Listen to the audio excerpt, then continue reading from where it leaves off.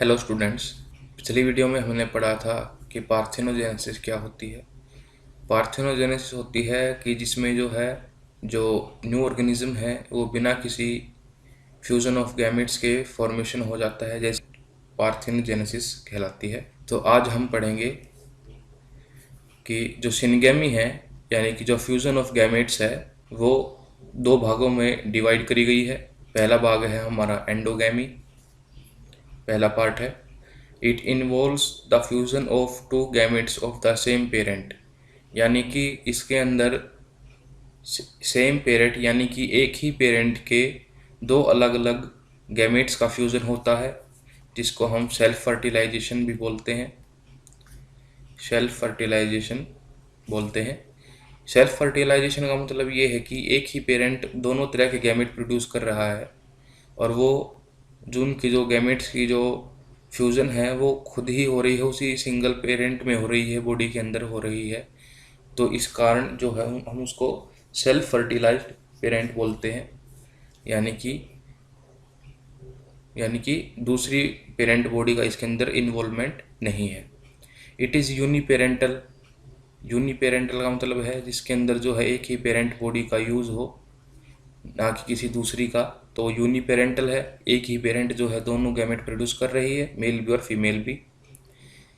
It is not common, ये common नहीं है सभी के अंदर।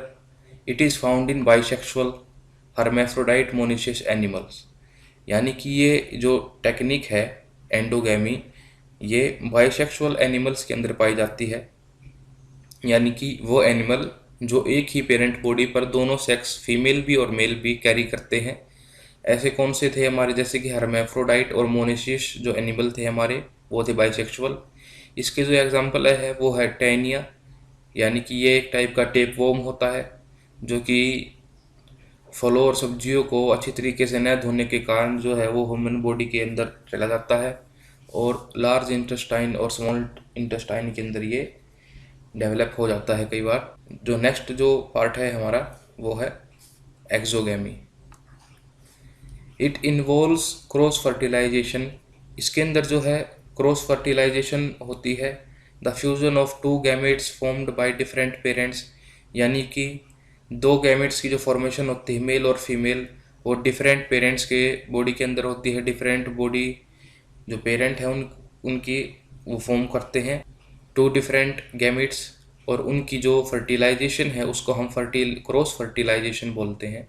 क्रॉस इसलिए क्योंकि एक पेरेंट बॉडी यानी कि male parent body male gamete produce करेगी, female parent body female gamete produce करेगी, और ये जो दोनों गैमेट प्रोड्यूस होंगे ये अलग अलग बॉडी में होंगे। इसलिए जब इनका फर्टिलाइजेशन होगी, इनका जो फ्यूजन ऑफ गैमेट्स होगा वो क्रॉस होगा, यानी कि एक बॉडी से दूसरी बॉडी में जाएंगे। It is by parental. ये बाई पेरेंटल प्रोसेस है, यानी कि इस प्रोसेस के अंदर दो पेरेंट बॉडी का यूज़ हुआ है, दोनों के अंदर गैमेट्स की फॉर्मेशन हुई है अलग अलग।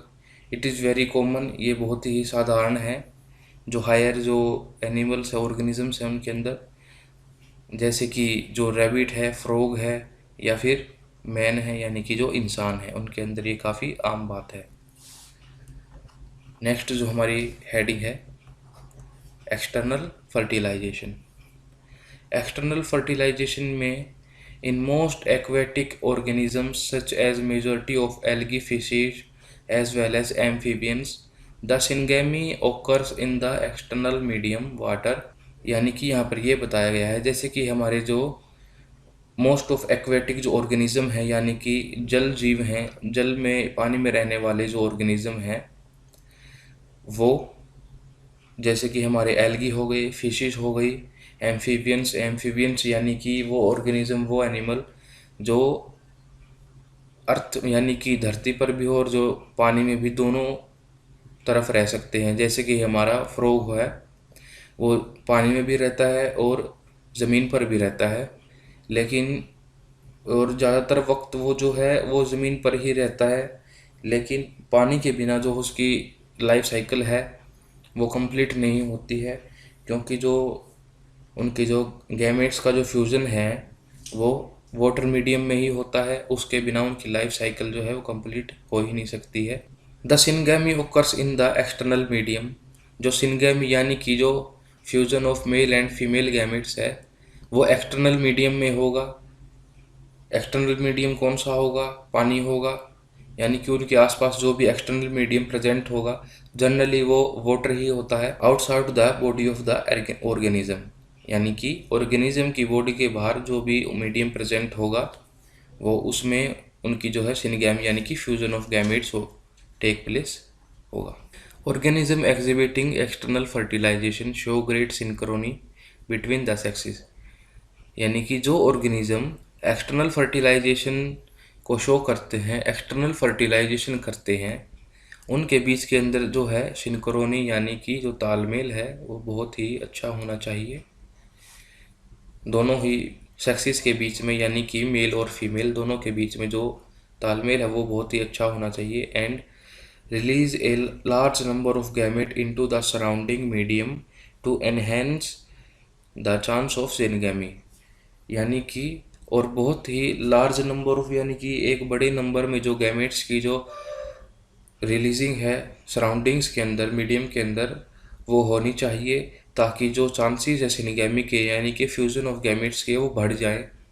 ऐसा इसलिए होता है क्योंकि जो तालमेल है वो भी इसलिए होता है क्योंकि जो एक्सटर्नल मीडियम है उसके अंदर जो गैमेट्स हैं वो रिलीज होते हैं और वहीं पर सिनगैमी टेक प्लेस यानी कि सिनगैमी होती है। अगर ऐसा हुआ कि जैसे तालमेल नहीं यानी कि सिंक्रोनी नहीं हुई, जैसे फीमेल ने जो एग ले कर दिए मीडियम में, लेकिन जो मेल है उसने जो मेल गैमेट है वो अगर रिलीज करने में देर हो जाती है उसके अंदर, तो जो हमारे जो एग है वो प्रीडेटर्स के द्वारा वो ईटन अप यानी कि वो खाए भी जा सकते हैं या फिर वो पानी के द्वारा बहा भी जा सकते हैं, जिससे कि जो सिनगैमी है यानी कि जो फ्यूजन ऑफ गैमेट्स है वो नहीं होगा। तो नेक्स्ट जो हमारी हेडिंग है वो है इंटरनल फर्टिलाइजेशन, यानी कि वो फर्टिलाइजेशन जो कि ऑर्गेनिज्म की बॉडी के अंदर हो रही है। इन मैनी टेरेस्ट्रियल ऑर्गेनिज्म, यानी कि टेरेस्ट्रियल ऑर्गेनिज्म यानी कि वो ऑर्गेनिज्म जो कि ज़मीन पर रहते हैं, पानी में नहीं रहते। बिलोंगिंग टू फंजाई, यानी कि जैसे कि फंजाई हैं, higher animals such as reptiles हो गए हमारे, यानी कि स्नेक्स जो सांप है, या फिर जो रेंग कर चलने वाले जो जीव हैं, बर्ड्स पक्षी, मैमल्स स्तनधारी, and in majority of plants, plants में भी ये पाया जाता है, जैसे कि ब्रायोफाइट्स हो गए, जिम्नोस्पर्म हो गए, एंजियोस्पर्म हो गए, और भी हैं। Syngamy occurs inside the body of the organism, यानी कि जो fusion of gametes male and female gamete है वो ऑर्गेनिज्म की बॉडी के अंदर हो रही है, और इसी प्रोसेस को जो है हम इंटरनल फर्टिलाइजेशन बोलते हैं। ठीक है, इंटरनल मीन्स बॉडी के अंदर, fertilisation means fusion of gametes, यानी कि वो प्रोसेस जिसके अंदर जो है जो फ्यूजन ऑफ गैमेट्स है वो ऑर्गेनिज्म की बॉडी के अंदर हो रही है, ना कि बाहर किसी मीडियम में हो रही है। तो आगे हम बढ़ते हैं advantages of internal fertilisation and disadvantages of external fertilisation, यानी कि इन दोनों की जो अच्छाई और जो कमियां हैं वो क्या हैं। तो पहला भाग है हमारा एडवांटेजेस ऑफ इंटरनल फर्टिलाइजेशन। पहला पॉइंट है the egg is form inside the female body where they fuse with the female gamete. यहाँ पर जो है जो एग की फॉर्मेशन यानी कि जो फीमेल गैमेट की जो फॉर्मेशन है वो फीमेल पेरेंट बॉडी के अंदर हो रही है, जिससे कि जो है वहाँ पर मेल गैमेट के साथ उसका फ्यूजन होगा, और ये प्रोटेक्टेड फ्यूजन होगा, प्रोटेक्टेड सिनगैमी होगी, क्योंकि ये जो सिनगैमी हो रही है ये ऑर्गेनिज्म की बॉडी के अंदर हो रही है, तो वहाँ पर किसी भी प्रकार की जो है एक्सटर्नल डेंजर का जो है वो वहाँ पर खतरा नहीं होगा, प्रेडेटर्स का खतरा नहीं होगा। So there is no such danger of being eaten up by the predators और washed away by the water currents. तो वहाँ पर किसी भी प्रकार का जो है वो खतरा नहीं होगा प्रेडेटर्स का कि वो हमारे जो गैमेट्स हैं उनको कभी खा ना जाए, या फिर जो जो पानी के जो तेज़ बहाव हैं उनके अंदर वो बह ना जाए, वहाँ पर इस प्रकार का कोई भी खतरा नहीं होगा। थर्ड जो पॉइंट है हमारा the female parent body provides the right chemical condition, warmth and nourishment also. जो हमारी जो फीमेल पेरेंट बॉडी है वो बिल्कुल जो सही केमिकल कंडीशंस होती हैं वो प्रोवाइड करवाती है फ्यूज़न ऑफ गैमेट्स के लिए, और जो टेम्परेचर कंडीशंस होती हैं, जितना वार्मथ वहाँ पर होना चाहिए वो प्रोवाइड करवाती है प्रॉपरली। और जो नरिशमेंट है यानी कि जो सेल्स है हमारे जो गैमेट्स हैं मेल और फीमेल, उनको जो नरिशमेंट की ज़रूरत पड़ती है वो उसका भी वहाँ पर पूरा प्रिपरेशन होती है, यानी कि पूरी तरीके से जो नरिशमेंट है उनको प्रोवाइड होती है फीमेल पेरेंट बॉडी के अंदर। तो हम आगे चलने से पहले एक बार जो है फ्रॉग के अंदर थोड़ा समझ लेते हैं डायग्रामेटिकली कि जो फर्टिलाइजेशन है वो एक्सटर्नल फर्टिलाइजेशन, यानी कि जो फर्टिलाइजेशन पे ऑर्गेनिज्म की बॉडी के अंदर ना होकर के बाहर किसी एक्सटर्नल मीडियम में जैसे कि वाटर में होती है, तो कैसे होती है। तो यहाँ पर हमारे पास ये डायग्राम है, ये मैंने थोड़ा डायग्रामेटिकली समझाने की कोशिश करी कि जो एक्सटर्नल फर्टिलाइजेशन है वो एक्सटर्नल मीडियम में यानी कि वाटर में कैसे होती है। ये जो हमारे पास है वाटर करंट है यहाँ पर, और ये जो हमारी जो फीमेल पेरेंट फ्रॉग है यानी कि फीमेल पेरेंट बॉडी है, और यहाँ पर जो है मेल पेरेंट फ्रॉग है यानी कि मेल पेरेंट बॉडी है राइट में। तो ये जो ऑरेंज कलर में आपको यहाँ पर जो स्ट्रक्चर दिखाई दे रहा है ये है हमारे फीमेल गैमेट यानी कि एग। जो हमारे जो फीमेल पेरेंट बॉडी है वो यानी कि एग रिलीज़ करेगी वाटर मीडियम के अंदर यानी कि बॉडी से बाहर, और उसके सराउंडिंग में यानी कि हमने सिंक्रोनी की बात की थी यानी कि तालमेल की बात की थी। जैसे ही जो हमारी फीमेल है वो जैसे ही एग रिलीज़ करेगी वाटर में, उसी के तुरंत बाद जो हमारा जो मेल है वो है मेल गैमेट रिलीज़ करेगा वाटर में, और उसके आसपास जो है एक पाउच नुमा आकार में रिलीज़ करेगा, पाउच की फॉर्मेशन की तरह से वो लगेगी, उसके आसपास होंगे जो मेल गैमेट होंगे, ताकि जो सिनगैमी है उसके जो चांसेस है वो बढ़ जाए। जो मेल गैमेट है वो भी लार्ज नंबर में रिलीज़ होंगे और जो फीमेल गैमेट है वो भी जो है लार्ज नंबर में रिलीज़ होंगे दोनों के दोनों। और यहाँ पर जो सिनगैमी है यानी कि फ्यूजन ऑफ गैमेट्स है वो वाटर मीडियम में होगी, ना कि ऑर्गेनिज्म की बॉडी में। तो यहाँ पर आप देख सकते हैं कि जो ये सिनगैमी है वो वाटर मीडियम में हो रही है, और जो यहाँ पर जो है और भी ऑर्गेनिज्म है जो प्रीडेटर्स हैं जैसे कि ये फिश है यहाँ पर एक, तो इनका ख़तरा भी रहता है कि अगर वाटर करंट्स भी अगर हैवी होंगे तो ये वास्ट अवे हो सकते हैं, यानी कि वे धुल सकते हैं, बह के पानी में बह के जा सकते हैं, तो सिनगैमी वहाँ पर होगी नहीं। या फिर ये हो सकता है कि जो गैमेट हैं उनको किसी प्रीडेटर या कोई फिश है बड़ी वो भी उनको खा सकती है, या फिर सिनगैमी होने के बाद जब तक जो ऑर्गेनिज्म डेवलप होगा वो अडल्टहुड तक नहीं पहुंच जाता, उसके बीच में भी उसको प्रीडेटर्स का खतरा रहता है कि कहीं प्रीडेटर्स यानी कि जो शिकारी जो हैं शिकारी जीव कोई वो उनको खा ना जाए। तो चलिए हम आगे बढ़ते हैं, अब हमारे जो डिसएडवांटेजेस हैं उनको पढ़ते हैं पहले। Disadvantages of external fertilisation. First point है हमारा, both the gametes have to produce in large number to make possible syngamy, यानी कि जो दोनों ही गैमेट है लार्ज नंबर में प्रोड्यूस होंगे ताकि ज़्यादा से ज़्यादा जो चांसेस है सिनगैमी के यानी कि फ्यूजन ऑफ गैमेट्स के वो बढ़ जाए। सेकंड पॉइंट है हमारा, the gamete can be washed away by the heavy water currents and being eaten up by the predators, यानी कि जो हमारे जो गैमेट्स है या तो हो सकता है कि अगर वाटर करंट्स अगर तेज़ है यानी कि पानी का बहाव अगर तेज़ है काफ़ी तो उसमें वो बह सकते हैं, यानी कि सिनगैमी होगी नहीं वहाँ पर। या फिर ये हो सकता है कि जो प्रीडेटर्स मौजूद हैं यानी कि जो शिकारी जीव मौजूद हैं जैसे कोई मछली हो गई यानी कि या फिर और कोई जीव हो गया तो वो उसको वहाँ पर खा जाएंगे गैमेट्स को, सिनगैमी नहीं होगी।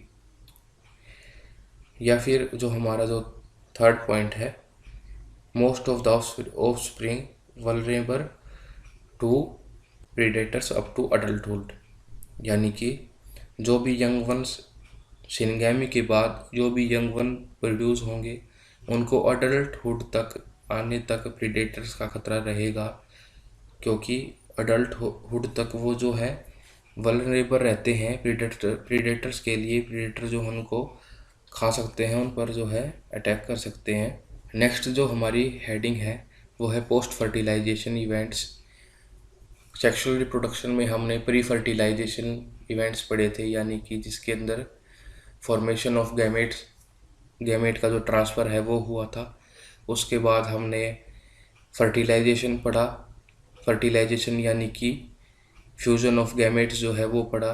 सिनगैमी पढ़ी, सिनगैमी कैसे होते हैं, एक्सटर्नल मीडियम में कैसी होती है, इंटरनल फर्टिलाइजेशन कैसी होती है ऑर्गेनिज्म के अंदर। और उसके बाद अब है post fertilisation events. All the events that occur during sexual reproduction after the fusion of gametes are called post fertilisation events.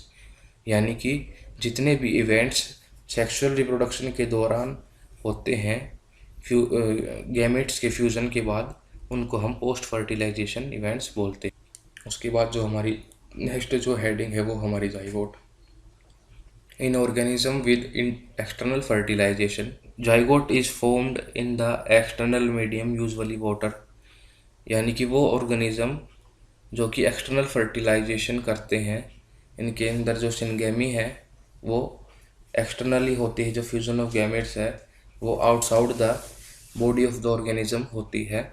इनके अंदर जो जाइगोट की फॉर्मेशन है वो एक्सटर्नल मीडियम यानी कि वाटर के अंदर होती है। Whereas those showing internal fertilisation, zygote is formed inside the body of organism. और दूसरी ही तरफ जहाँ पर जो ऑर्गेनिज्म इंटरनल फर्टिलाइजेशन शो करते हैं, उनके अंदर जो जाइगोट की फॉर्मेशन है वो बॉडी के अंदर होती है, ऑर्गेनिज्म की बॉडी के अंदर फॉर्म होता है zygote. Haploid gametes fuse to form to develop single diploid zygote.